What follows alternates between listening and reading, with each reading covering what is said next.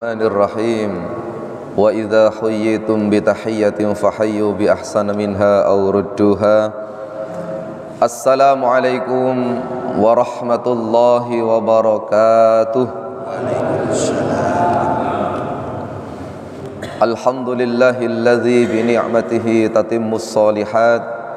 Walhamdulillahilladzi anzala as-sakinata fi qulubil mu'minin liyazdadu imanan ma'a imanihim. Ashhadu an la ilaha illallah wahdahu la syarika lah wa ashhadu anna Muhammadan abduhu wa rasuluh. Allahumma salli wa sallim wa barik ala nabiyyina Muhammadin wa ala alihi wa ashabihi wa man tabi'ahum bi ihsanin ila yaumiddin. Qala Allah ta'ala fil Qur'anil Karim, a'udzu billahi minasyaitonir rajim.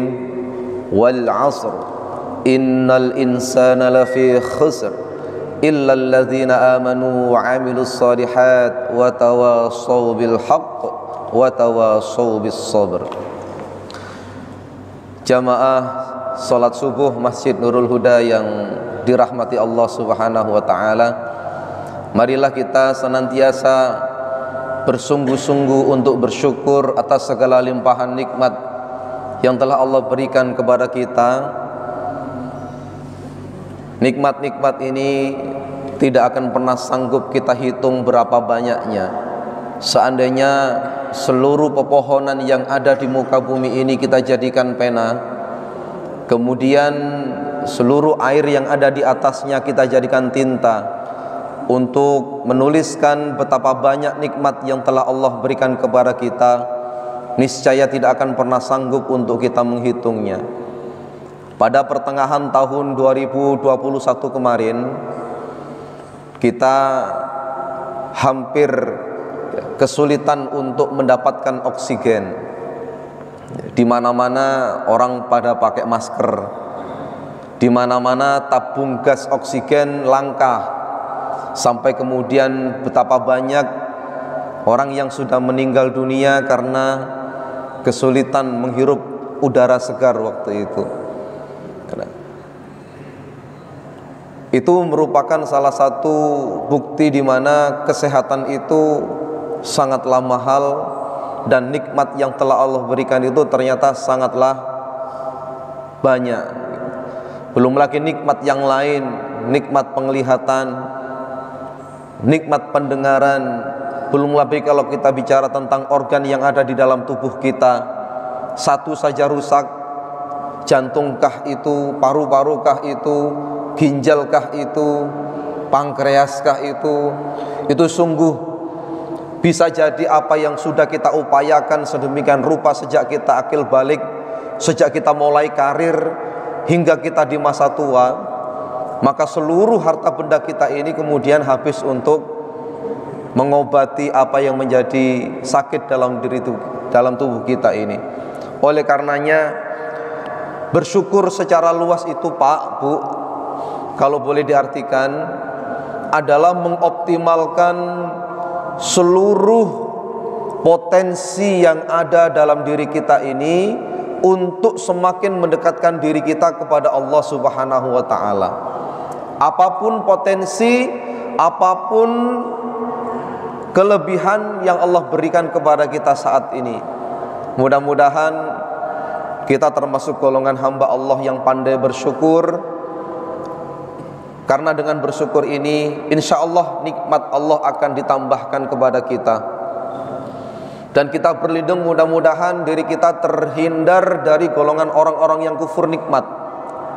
Sebab dengan kufur nikmat inilah yang akan mendatangkan siksa yang amat pedih dari Allah Subhanahu wa taala. Sebagaimana Allah firmankan dalam Quran surat Ibrahim ayat 7, a'udzu billahi minasyaitonir rajim, wa itta'azzana rabbukum la in syakartum la azidannakum wa la in kafartum inna azabi lasyadid. Salawat ma'asalam semoga tetap tercurah atas Rasulullah Muhammad sallallahu alaihi wasallam, para keluarga dan sahabatnya yang tercinta. Marilah kita awali kajian Ahad pagi ini dengan bersama membaca basmalah. Bismillahirrahmanirrahim. Tema kita hari ini adalah tentang waktu. Jadi pentingnya waktu bagi seorang muslim itu karena setiap manusia itu tidak bisa lepas dari yang namanya ruang dan waktu. Karena kita ini adalah makhluk, maka kita itu terikat oleh ruang dan waktu. Ruang itu adalah segala tempat, semua tempat yang kita tempati, yang kita singgahi, yang kita sedang berada di situ, itu namanya tempat. Sementara waktu adalah seluruh kondisi yang mana mengikat waktu demi waktu manusia yang berada di dalamnya. Nah, waktu yang kita miliki itu hanya dua, Pak, yaitu kemarin dan sekarang. Ini waktu yang kita miliki, kemarin dan sekarang. Sementara nanti, besok, lusa, pekan depan, bulan depan, minggu depan, tahun depan, ini masih sangat rahasia, masih sifatnya adalah rencana. Maka terhadap waktu yang sudah berlalu, semoga kalau itu baik, itu diterima oleh Allah Subhanahu wa taala. Sementara jika buruk, mudah-mudahan diampuni oleh Allah Subhanahu wa taala. Kira-kira kalau mau kita timbang, Pak, Bu, yang sudah berlalu dari waktu yang kita miliki ini, lebih banyak baiknya atau lebih banyak buruknya? Ya. Ini yang lebih tahu panjenengan semua. Ya. Nah, sekarang untuk memperbaiki yang buruk dan meningkatkan yang baik adalah sekarang, Pak. Bukan nanti. Sekarang ya sekarang ini. Kalau kita mau lebih pendekkan lagi ya hari ini. Ya, hari ini. Semoga hari ini itu lebih baik daripada yang kemarin. Oke. Nah, dalam hadis ya, ini yang terangkum dalam hadis Arba'in ya, yang nomor 12, hadis riwayat Tirmidzi dari Uqbah bin Amr. Rasul pernah bersabda, min husni islamil mar'i tarkuhu ma la ya'nihi. Di antara kebaikan Islam itu adalah meninggalkan hal-hal yang tidak bermanfaat. Dalam Quran surat Al-Mu'minun ayat 1, 2, 3, a'udzubillahi minasyaitonirrajim, qad aflahal mu'minun alladzina hum fi salatihim khashi'un walladzina hum 'anil lagwi mu'ridun. Bapak Ibu, termasuk di antara tanda-tanda keberuntungan seorang mukmin itu atau orang mukmin yang menang itu, di antaranya adalah alladzina hum fi salatihim khashi'un, yaitu mereka yang khusyuk dalam salatnya. Yang kedua adalah alladzina hum 'anil lagwi mu'ridun, yaitu mereka yang meninggalkan perkara-perkara yang tidak bermanfaat. Sementara kalau kita kemudian mengacu pada Quran surat Al-Ghasyiyah ayat 11, a'udzubillahi minasyaitonirrajim, la tasma'u fiha laghiyah. Ternyata penduduk surga itu tidak akan pernah mendengar di surga nanti perkataan-perkataan yang tidak bermanfaat. Kenapa kemudian ini kita penting untuk kita upayakan? Karena mukmin itu hidupnya berkualitas, Pak. Waktu-waktu yang dimiliki seorang mukmin itu berkualitas. Kalau prinsip dasar seorang pengusaha, seorang bisnismen itu begini, tidak boleh berlalu dari hari-hari yang dimilikinya, dari waktu-waktu yang dimilikinya, kecuali mendapatkan keuntungan atau cuan, gitu bahasanya. Atau bahasa Inggrisnya yang familiar adalah time is money. Orientasinya itu orientasi uang. Jadi time is money, sampai kemudian memberikan satu statement bahwa waktu itu adalah uang. Apapun yang berlalu dari waktu-waktu yang dimiliki harus menjadi uang. Nah ini, maka ini kalau kita tarik lebih jauh lagi, ini bisa menjadikan diri kita ini bersifat materialistis. Tadi diumumkan oleh takmir masjid, nanti jam 7 ada kerja bakti. Kalau orangnya ini materialistis, Pak, itu pasti bertanya, nanti jam 7 kira-kira dapat imbalan apa kalau saya kerja bakti? Atau minimal ada suguhan apa saat ada kerja bakti? Orientasinya itu ting, kalau ada waktu kemudian itu berlalu, maka harus ada uang masuk ke dalam dirinya.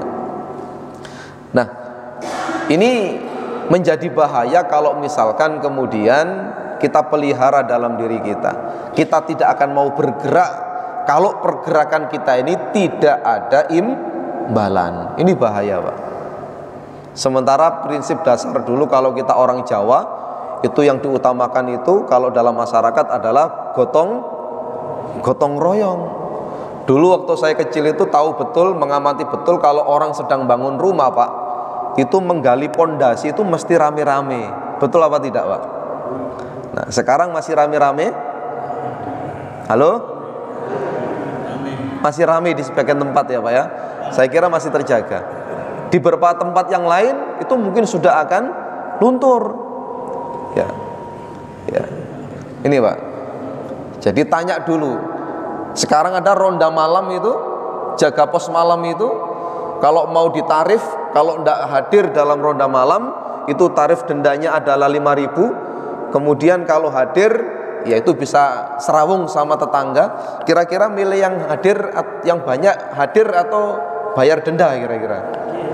Hadir, alhamdulillah. Berarti adat ketimurannya masih terjaga. Nilai-nilai itu diambil dari nilai-nilai Islam.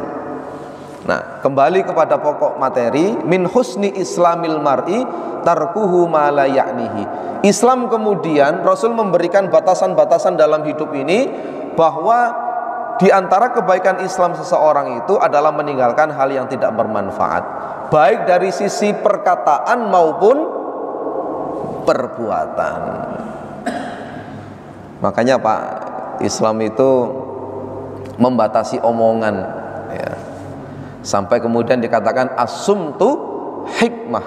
Diam itu adalah hikmah, emas. Ya. Orang diam itu bukan berarti bodoh. Orang diam itu bukan berarti tidak tahu. Justru orang banyak omong itu kemudian bukan berarti pinter. Peribahasanya sudah jelas, tong kosong nyaring bunyinya. Banyak omong kosong isinya. Bukan berarti yang suka cuap itu kemudian pinter. Justru semakin pinter orang itu kemudian semakin sedikit bicara. Ada kata mutiara, Pak, idza tammal aqlu qallal kalamu. Semakin sempurna otak seseorang itu, semakin sedikit kemudian ia berbicara. Maka ulama-ulama terdahulu itu lebih banyak mengaktualisasikan keilmuannya dalam bentuk tulisan. Ada karya-karya kemudian yang dihasilkan, banyak kitab-kitab kemudian yang dihasilkan, dikaryakan.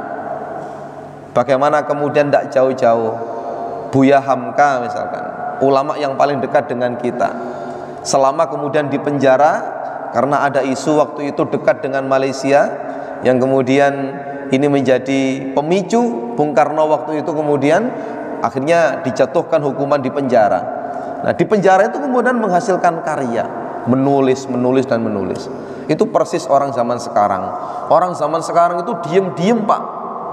Diem, tidak suka ngomong. Apalagi Gen Z, generasi Z, generasi anak-anak itu tidak suka ngomong, tidak suka diajak ngobrol. Mereka sukanya diem. Tapi bukan karya yang dihasilkan, mereka menjadi passive reader, yaitu membaca WA. Saat ini malah rame nggih grup nggih.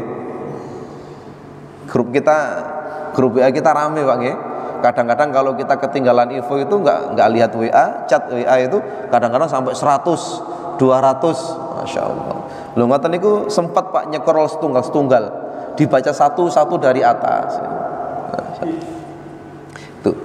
Makanya ayo Pak, dari sisi dari sisi perkataan kalau tidak bermanfaat, tidak usah ikut-ikut, tidak usah suka ngobrol, tidak usah suka ngomong dan seterusnya, ya, dijaga betul.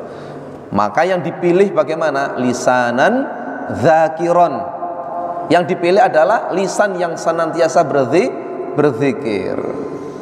Kita basahi bibir kita dengan zikrullah, ya Pak. Ya, zikrullah banyak Pak, oke? Banyak. Kalimat thayyibah itu banyak. Bisa tahmid, alhamdulillah, bisa tasbih, subhanallah, bisa takbir, Allahu akbar, bisa sholawat, bisa istighfar. Ya, banyak yang kemudian kita bisa lakukan. Lalu berikutnya adalah tentang hemat tenaga. Bagaimanapun kemudian organ tubuh kita ini butuh istirahat Pak. Ya, jadi kita harus meninggalkan hal-hal yang tidak bermanfaat bagi kita. Mata kita butuh istirahat, telinga kita butuh istirahat. Dalam kajian medis itu kalau misalkan seseorang tidurnya itu kemudian di atas pukul 12 malam, jika itu rutin dilakukan, maka racun-racun, kuman-kuman, penyakit-penyakit itu akan mudah menyerang dirinya. Sementara kita lihat bagaimana pola hidup generasi kita hari ini. Generasi kita hari ini itu Pak sangat tahan, tidak tidur itu luar biasa, bisa berjam-jam, melean itu. Kenapa? Karena di sampingnya itu ada gadget yang menemani. Ada gadget yang menemani, bisa tahan berjam-jam, bisa tahan sampai larut malam. Nah ini. Maka mudah-mudahan kita terhadap perkataan maupun perbuatan dihindarkan oleh Allah Subhanahu wa taala dari hal-hal yang tidak bermanfaat. Saking pentingnya untuk memanfaatkan hidup ini, Rasul kemudian memberikan isyarat khairun nas anfa'uhum linnas. Sebaik-baik manusia itu yang bermanfaat bagi manusia yang lainnya. Jadi yang diambil itu unsur manfaatnya. Pun sakniki monggo digerabak napa Pak citoke kiambek-kiambek sampai hari ini kita sudah sebermanfaat apa bagi orang-orang yang ada di sekeliling kita. Nah, ini menjadi penting agar apa yang Allah titipkan kepada kita hari ini betul-betul bisa menjadi sarana wasilah kita untuk bisa bermanfaat bagi orang lain. Nah, ini titipan nikmat yang tidak boleh kita lupakan itu, dan yang ini sering dilupakan oleh manusia. Dua nikmat yang sering dilupakan. Ani bin Abbas radhiyallahu anhu maqala qala an-nabiy sallallahu alaihi wasallam ni'matani maghbunun fihi ma katsirun minan nas as-sihhatu wal faragh. Dari Ibnu Abbas radhiyallahu anhu dia berkata, Nabi sallallahu alaihi wasallam bersabda, dua kenikmatan yang sering dilupakan oleh kebanyakan manusia adalah kesehatan dan waktu lapang. Sehat Pak nggih, alhamdulillah saged rawuh teng mriki majelis niku tandane napa? Sehat. Bukan hanya sehat jasmani tapi juga sehat rohani. Alhamdulillah. Sakniki kula tanglet, kuatan pundi tiang sepuh kali lari nem. Ayo. Dalam sisi ibadah niku ternyata kuatan tiang sepuh. Buktine sakniki hampir 90%, 100% sing ngisi masjid waktu subuh niki sinten? Generasi muda pada zaman dulu. Nggih, tahun-tahun 70, 80. Ini kan generasi muda nggih Pak nggih. Generasi layar tancap nggih. Ini. Jadi ayo Pak, kesehatan yang Allah berikan ini kita jaga betul. Ya, ada pola pikir, ada pola hidup dan pola makan.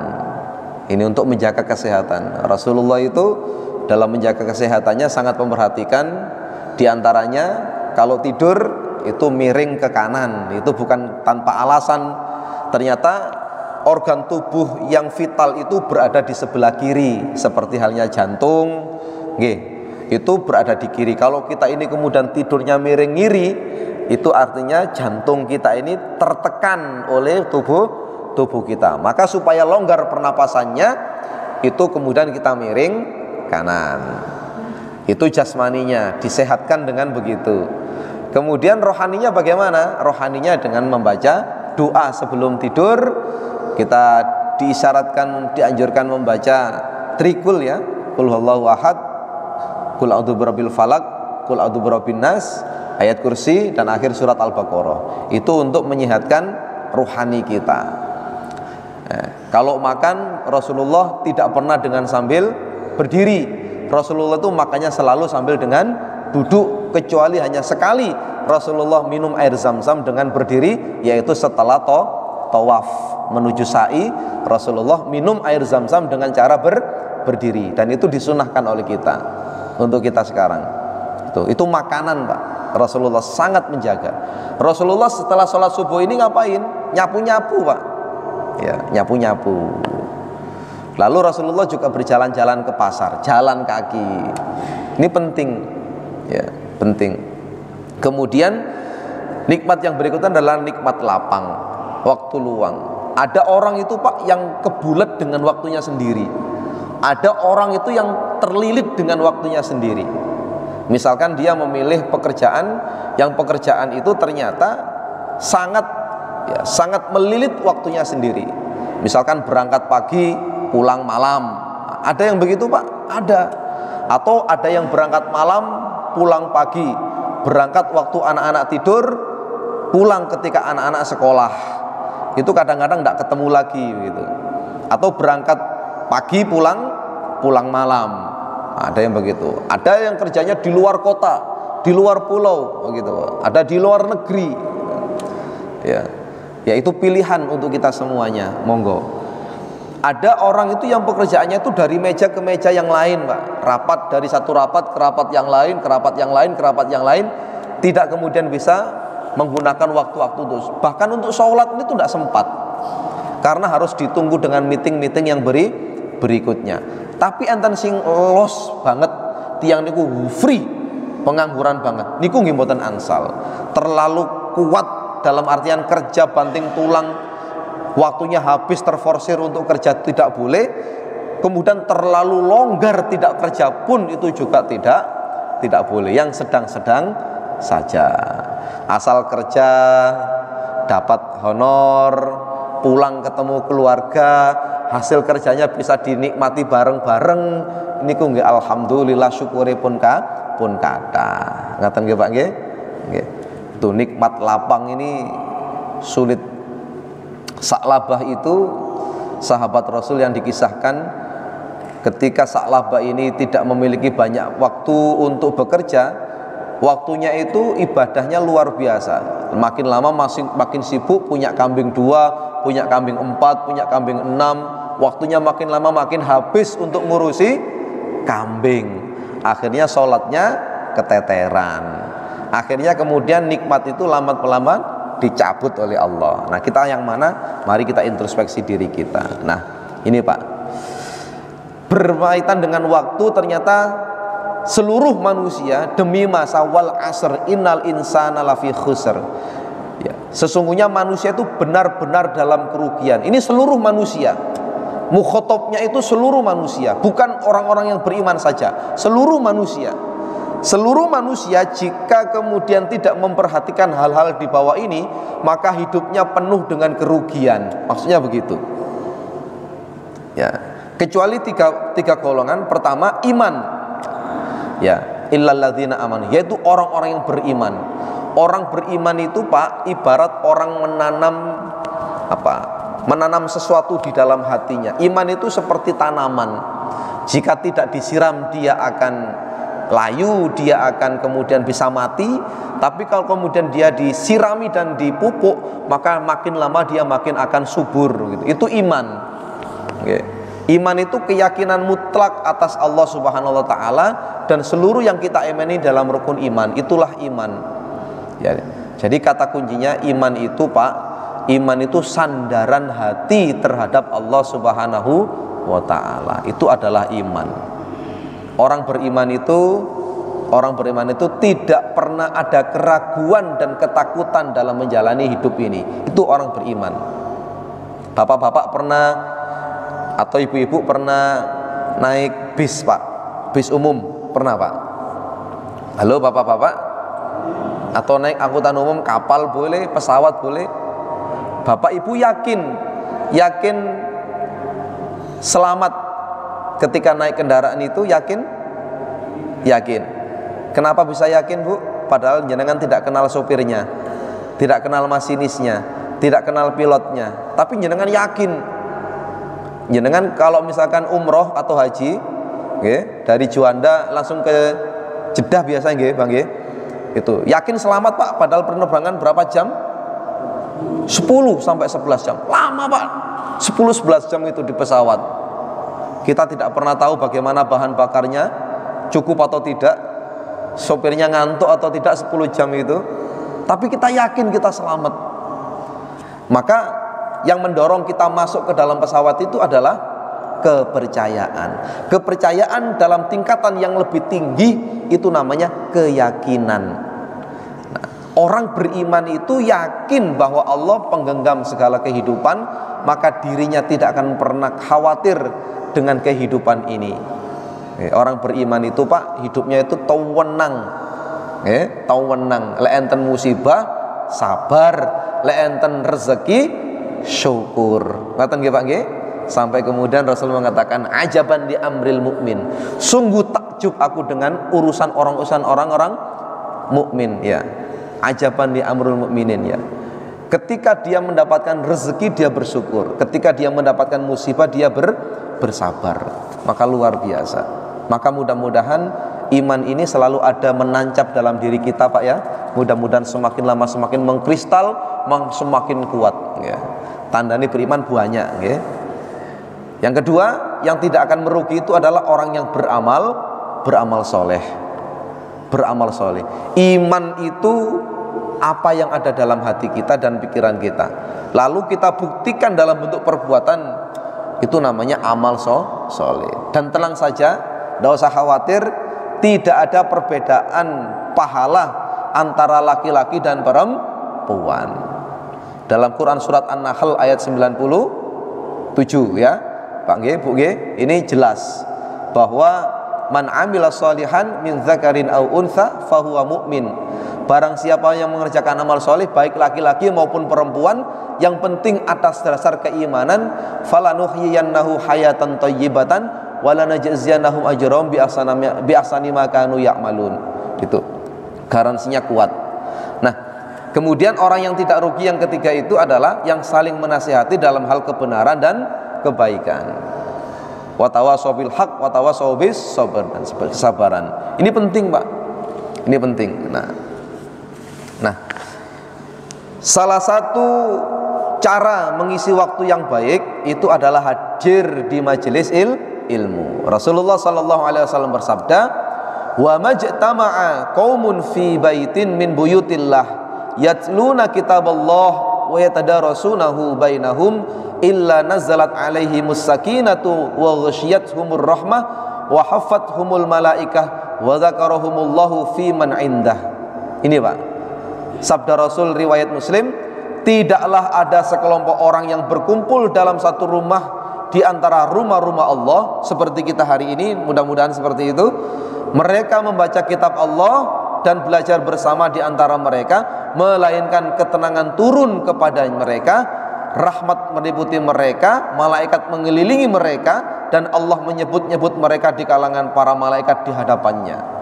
Ini Pak, kelebihan orang-orang yang menuntut ilmu itu seperti ini. Allah berikan ketenangan, hidupnya tenang, hatinya tenang. Yang kedua apa? Allah berikan rahmat meliputi mereka. Bisa jadi rahmat ini tidak hanya waktu kita ngaji seperti ini. Nanti setelah kita ngaji, Allah akan turunkan rahmat itu. Bukan hanya kepada kita, insya Allah, kepada zuriyah kita juga seperti itu, anak keturunan kita. Kemudian Allah menurunkan para malaikat di tengah-tengah kita hari ini. Ditumut ngaos. Ini. Jadi kita sudah benar Pak. Kita sudah di track yang benar. Insya Allah istiqomah. Insya Allah continue begitu Bang ya. Nah ini cara mengisi. Nah ini Pak, kita berlindung, mudah-mudahan waktu-waktu yang kita miliki ini Allah jauhkan dari istidraj. Istidraj dari Allah itu adalah dalam Quran surat Al-An'am ayat 44. A'udzubillahi minasyaitonirrajim. Falamma nasu ma dzukiru bihi fatahna 'alaihim abwaaba kulli syai' hatta idza farihu bima utu akhadnahum baghtatan fa idzahum mublisun.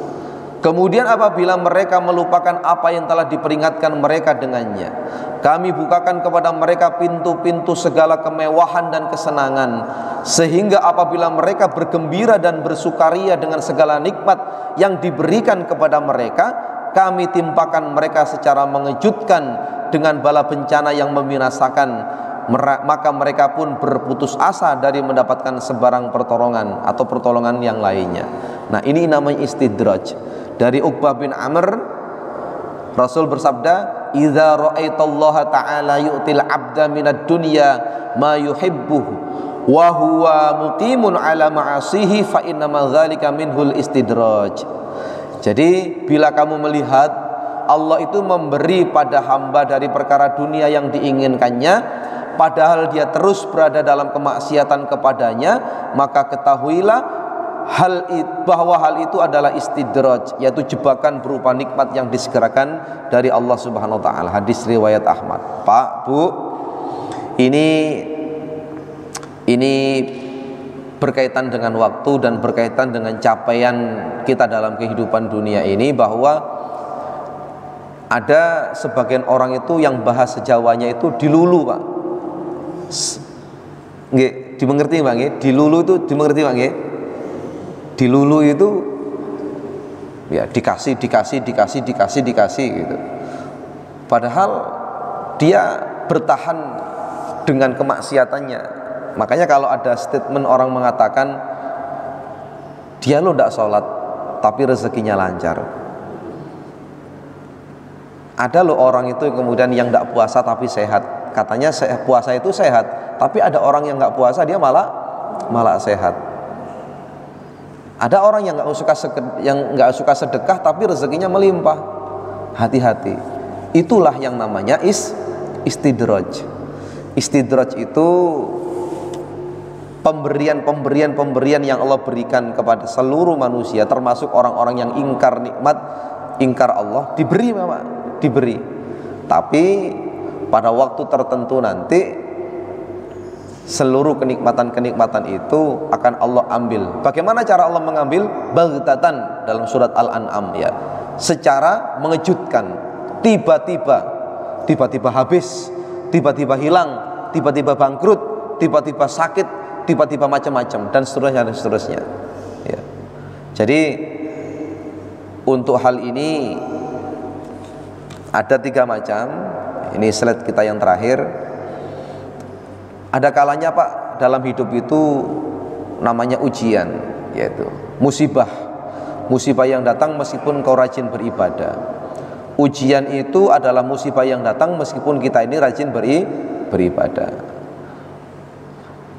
Dalam sirah Nabawiyah ada contoh-contoh Nabi yang terdahulu yang diuji dengan keluarganya. Seperti halnya Nabi Nuh alaihi salam diuji dengan putranya Kan'an. Ada juga Nabi Lut alaihi salam itu diuji dengan Allah melalui anak dan istrinya. Ya, itu namanya ujian. Mungkin hari ini ada yang diuji di antara kita, oleh keluarga kita, oleh tetangga kita dan seterusnya. Tapi ada juga yang namanya azab. Azab itu apa? Musibah yang datang tatkala engkau sering melalaikan dan meninggalkan kewajiban ibadah. Ini azab namanya. Beda. Orang beriman itu diuji, ya. Tapi orang-orang yang melalaikan ibadah kepada Allah itu namanya diazab, disiksa. Nah, disiksa. Kemudian yang ketiga itu adalah istidraj. Istidraj itu contohnya tidak pernah sholat, tidak pernah puasa, tidak pernah zakat, namun rezeki cukup, kesehatan prima, urusan lancar. Sampai kemudian ada yang terjebak, ngapain sholat? Ya, tidak perlu sholat, yang penting rezeki melimpah. Daripada kamu sholat jungkar balik, jungkar jungkir, rezeki kamu dari dulu kemarin sampai sekarang ya segitu-segitu saja. Nah, begitu. Nah, ini istidraj itu kalau ujian, Pak, itu bertujuan untuk menguji keistiqomahanmu dalam beribadah. Itu ujian. Akankah dengan ujian itu kita kemudian menjadi tidak kuat, ataukah kita semakin mendekat kepada Allah? Kalau azab itu bertujuan sebagai peringatan kepadamu agar selalu menunaikan hak-hak Allah. Kalau istidraj bertujuan sebagai memberikan azab yang pedih atas dirimu di hari pembalasan kelak. Nah ini. Jadi terhadap waktu-waktu yang kita miliki ini, marilah kemudian kita manfaatkan waktu kita ini. Jangan sampai waktu yang kita miliki ini, Pak, Bu, itu menjadi waktu yang sia-sia, baik itu dari sisi perkataan maupun sisi-sisi perbuatan. Namun marilah kita isi hari-hari kita, waktu-waktu kita ini dengan banyak hal-hal yang bermanfaat, baik itu ucapan, ya ayo yang bermanfaat ya. Jangan sampai yang keluar kita ini provokasi, Pak, tapi yang keluar harus solusi. Tangan kita, kekuatan kita, jangan sampai kemudian menindas yang lemah, tapi harus kita membantu yang lemah. Itu sederhana sebetulnya, sederhana. Tapi kalau misalkan ini kita lakukan dalam kehidupan kita sehari-hari, insya Allah keberkahan, rahmat itu akan Allah turunkan kepada kita, Allah turunkan kepada keluarga kita, dan Allah turunkan kepada anak keturunan kita. Gitu nggih? Jadi kira-kira itu yang bisa kami sampaikan dalam kanya, mudah-mudahan bermanfaat, mudah-mudahan diterima oleh Allah Subhanahu wa taala. Marilah kita akhiri dengan bersama membaca hamdalah alhamdulillahirabbil alamin dan doa kafaratul majlis. Subhanakallahumma wa bihamdika asyhadu an la ilaha illa anta astaghfiruka wa atubu ilaik. Nasrun minallah wa fathun qarib wa basyiril mu'minin. Wassalamu alaikum warahmatullahi wabarakatuh.